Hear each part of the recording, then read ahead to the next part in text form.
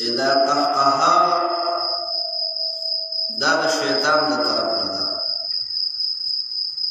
او تبسم دا د الله د طرف نه ده. په دې حدیث مبارک کې د قهقهې یعنی د خندا په بړق بړق باندې د خندا او د مسکراهټ او د تبسم فائدې او نقصان راته بیان دي. قهقها دا یو داسې خندا او داسې بړقا چې په شریعت کې د دې هغه طریقه ده چې کله دا تا په منځ کې وکړه نو منځ دې مات شو، چې کله تا په منځ کې دونه وخاندل چې ستانه دویم دریم کس خبر شو نو د دې سره چې دې هغه کم په منځ باندې چې ولاړې هغه مات شو، منځ به بیا راګرځي، ځکه دا د شیطان دی. بل په قهقها کې دونه غټ نقصانات دي چې یو نقصان یې دا دی چې کم خلک په بړق بړق باندې خندا کوي نو د دوی د مخ نورانیت الله تعالی ختم کړي. د مخ چې کم نور دی نو هغه د بړق بړق د خندا سره دا ختم شي. بل دا نقصان چې څوک په دغه بړقا باندې په بړق بړق باندې خاندي د دې انسان زړه مري، یعنی د زړه د مړ کېدو نه مراد دا دی چې د دنیا بیا خیر نه خورېږي او په زړه کې سختي پیدا شي. چې کوم یو انسان په بړق بړق باندې خندا کوي او دا یو رول جوړ کړي. بعضې زنانه ډېر په بړق باندې خندا کوي چې خواته ګاونډي هم او یو سړی هم اکثر ته په بړق داسې وخاندي چې د سترګو نه اوښکې پکې ولاړ شي، په دې ملا ورسره دړ هم شو ډډه ولګي، داسې په زور شور باندې وخاندي. پیغمبر خدا صلی الله علیه وسلم یو پیره مسجد نبوي ته راغلی، صحابو ته یې وکتل چې خپل منځ کې وخاندل. نبی علیه الصلاة والسلام هغه خندا هم برداشت نه کړه، وایي افسوس خو درته مرګ یاد به کړه، نو داسې خندا به تاسو نه کوئ،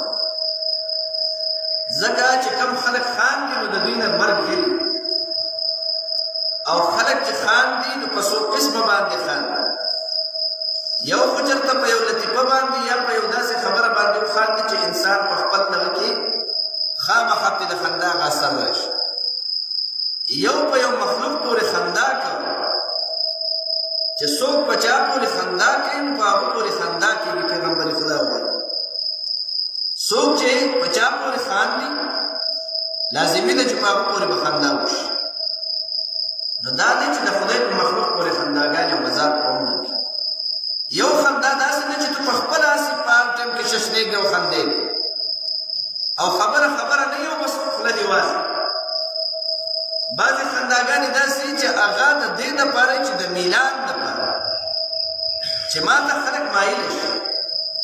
په لاره باندې به روان یو زنانه چې دی نه به ورڅه د خندا خبر یې او نه دغه وي، مخ به یې ښکاره کړي او مسکی کېږي به او خاندي به، یو ته به ګوري او بل ته به ګوري. دا د فتنې خندا ده، د دې دپاره چې ما ته خلک وګوري، د دې دپاره چې ما ته خلک مایله شي. کله کم انسان چې خاندي نه په ده کې ډېر لوی جلال پروت وي، په ده کې ډېر لوی روح پروت وي. چې کم خلک خاموش دي خندا نه کوي نو د دوی د تندي نه چې دی جلال او روح چې دی دا پې قایمي په مجلس باندې هم یو سکته تاري او په هغه انسان په خبره کې اثر هم وي. خو چې دا په وړه وړه خبره خاندي او بړقېږي او یا خلک خندوي په دوی دپاره یوه کنده ده چې نبي علیه الصلاة والسلام وفرمیل دا څوک چې خندا کوي او خنداګانې کوي یا خلک خاندوي مونږ او تاسو په دې وخت کې ورته پنکار وکړو چې څونه د ټاپ حرامي شي نو مونږ او تاسو هغې ته بیا پنکار په دې بنیاد باندې چې خلکو نه آخرت یری، خلکو ته دروغ وایي، بلکې اوس خو پکې داسې ذلیله هم راووتل چې هغوی د خلکو د خندولو دپاره باقاعده د قرآن پورې مذاق کوي، د خلکو د خندا لپاره چې یاره خلکو خاندو په دې باندې ځان نه چې دی پالور سیوا کوي، په دې باندې ځان نه چې دی کمنټس دپاره دا طریقې وکړو چې خلک راله شاباسي راکړي، نو د دې لپاره خندا دپاره تر دې پورې چې د الله کتاب یې هم معاف نه کړو، او تر دې پورې چې د خدای کور یې هم معاف نه کړو، چې هغې ته هم ورننوتل او ډانسونه پکې هم وشي او خنداګانې پکې هم کېږي. دا زمونږ او ستاسو حالت دی چې دې ته مونږ او تاسو کلچر وایو، دې ته مونږ او تاسو چې دې تهذیب وایو د پښتنو، چې دا تهذیب نه دی، دا زوال دی، دا بېعزتي ده. پیغمبر خدا صلی الله علیه وسلم فرمایي چې قهقه مه کوئ، دا به د مخ نور ختم کړي، کمروب غیرت او عزت چې در پکې پروت دی دا به در داخ واخلي. او یو مسکراهټ دی چې مسکراهټ عبدالله ابن مسعود رضی الله تعالی عنہ وایي چې د الله د نبی صلی الله علیه وسلم نه مې زیات په مسکراهټ باندې بل څوک نه دی لیدلی.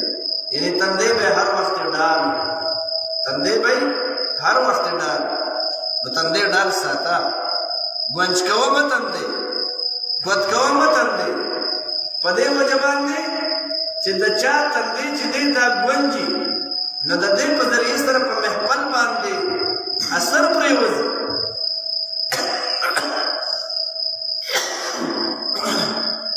یا درته څوک مېلمه راغی او یا څوک مجلس ته دې راشي او تا ورته ګونج تندی نیولي، نو د دې ګونج تندي نقصان دا دی چې په ته هغه ته هر قسم ښایسته ډوډۍ کېږي، خو چې په وران تندي نو د هغه انسان د مرۍ نه نه تېرېږي چې حساس انسان دی. یو خو بې حیایي هغه د هر چا په پلیټ کې وردانګې خوري، که چا ورته خیرات ویلي او که نه یې، خو که په بل کلي کې هم خیرات یې لوګې خېجي، نو دی ورته د لرې ځای نه خپل پتون ټپی روان یې کړي. هغه د پښتون مثال دی چې د چا په لاس کې ممې ورته خان دی، د سپین سري یار خوی نه د ماشوم دی. یو خو هغه چل کوي چې بس کم ځای کې څه پیدا ورته میلاوېږي، نو د ماشومانو په شان بس ځان چې په هر ځای کې لوګي چا ورته دعوت ورکړی او که نه خو دی ورته ور روان دي. د غل خوراک کوي، د غل هغه خوراک چې هغه د غل خوراک او حرام یې په دې خوري. نو یو دا چې کس د کرزې ته راشي او تا ورته تندی ګونج نیولي، نو داسې به نه کوي، تندی به ډال نیسي. پیغمبر خدا فرمایي چې کم سړی تندی ډال نیولي او تا ولیدو نو دعا ورته وکړه، اصحک الله سنک، الله دې تندی ډال لرا، الله دې خوشحاله لرا. چې تندی د چا ډالي نو دعا ورته وکړو.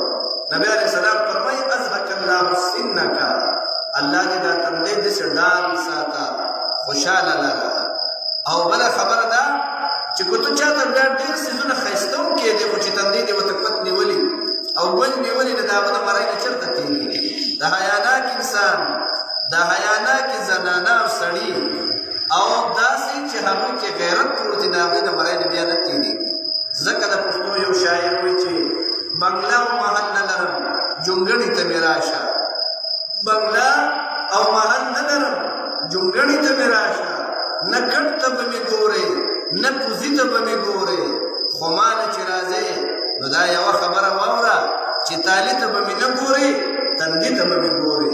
نو چې تالي ته نه ګورې ستا تالي باندې څوک پروا نه ساتي، چې تندي ته یې دله وکتل او تندي دې لږ ګونجو، نو پوه شه چې دغه حساس انسان ستا کره خوراک بیا نه کوي، ستا کره بیا خوراک نه کوي. نو تندي کې به مسکراهټ ساتي چې ستا تندی ډال او طلیق الوجه هم دې ته وایي چې ستا تندی ډالې نو دا صدقه هم د پیغمبر خدا وایي، دا صدقه هم ده. نو ځکه یې په دې حدیث مبارک کې دوه خبرې موږ تاسو ته وکړې. یو دا په بړک بړک د خندا نقصان، یو د مسکراهټ پیدې. مسکراهټ تبسم چې په تندی دې ډالي، هر وخت خندېدونکی تندی دي چې خلک د سره میلاو شي، چې د انسان زړه خوشحاله شي، چې د انسان محبت ته سره نور پیدا شي. او چې ګونج تندی دې ورته نیولي نو تا ته بیا څوک خواته نه در نږدې کېږي، خواته دې څوک نه در نږدې کېږي. نو د مسلمان او د پښتون شعار به دا وي، نښه به یې دا وي چې د ده تندی به همیشه دپاره ډالي، د ده تندی به همیشه دپاره ډالي او بل ته په تندی نه ګونج کوي، خپل تندی به یې ډالي او مېلمه دوست به وي. دا ټول صفتونه به پکې پراته وي. او خندا او بقا به په داسې انداز کې نه کوي چې نور خلک یې واوري او اکثره د سترګو نه اوښکې ورسره هم لاړې شي، او نه به څوک داسې خندی، په دې خندا چې څوک مجبوره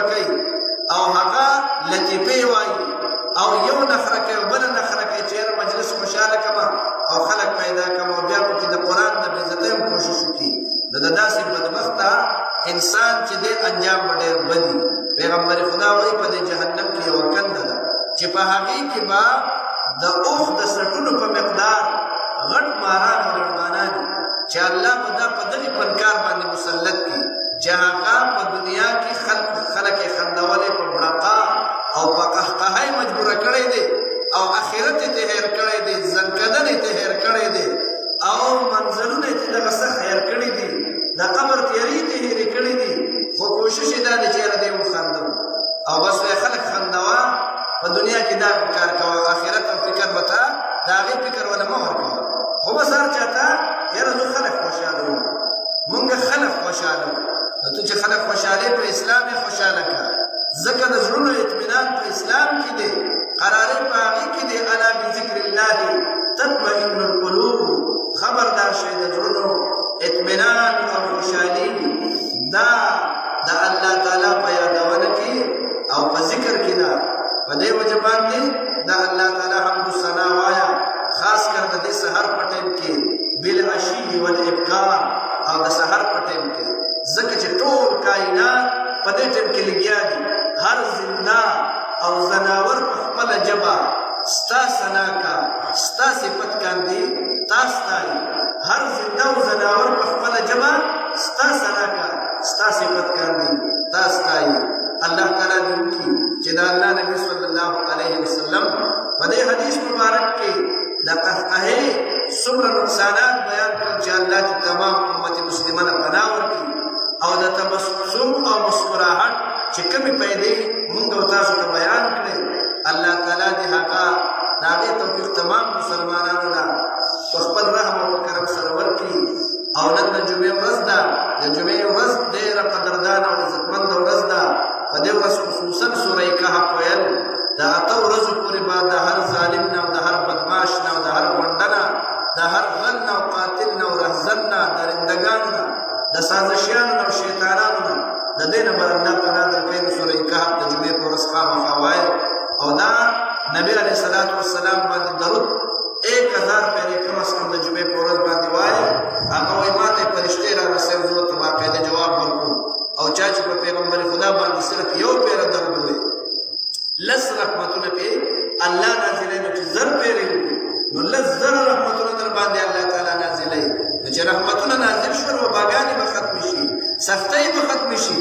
په دې وجه باندې د جمعې د ورځ دغه ضایع نه شي. الله تعالی دې زموږ استاسو تمام مشکلات د خپلو خزانو نه حل کړي.